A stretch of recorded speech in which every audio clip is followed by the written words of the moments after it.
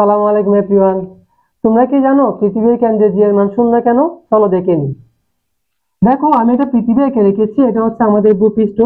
তোমরা হয়তো ইতিমধ্যে জানো যে ভূপৃষ্ঠে কিন্তু আমাদের জি এর মানটা সর্বোচ্চ হয়ে থাকে। আমরা যদি ভূপৃষ্ঠ থেকে উপরের দিকে যাই তাহলেও জি এর ভ্যালু কমে, নিচের দিকে আসলেও কিন্তু জি এর ভ্যালু কমে।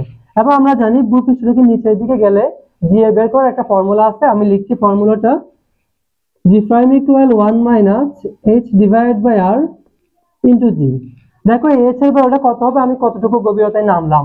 ধরো আমি এই জায়গায় আসলাম, হতে পারে 2000 কিলোমিটার। আমি এখানে আসলাম, হতে পারে 4000 কিলোমিটার।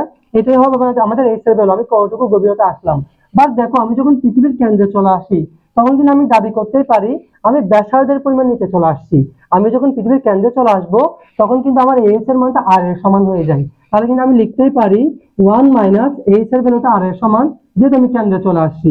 তাহলে আর ডিভাইডেড বাই আর গুণ আকারে জি আছে। এখন তুমি বলো, যখন তুমি আর কে আর দিয়ে ভাগ দিবা তখন কত আসে? 1, সাথে আছে জি। 1 মাইনাস 1 জিরো, জিরো ইন্টু জি। আর তুমি তো জানোই জিরোর সাথে তুমি আকাশ বাতাস মহাবিশ্ব যাই গুণ করো না কেন সেটা জিরোই হবে। তাহলে দেখো পৃথিবীর কেন্দ্রে আমরা জি এর মান পেলাম শূন্য। ধন্যবাদ সবাইকে।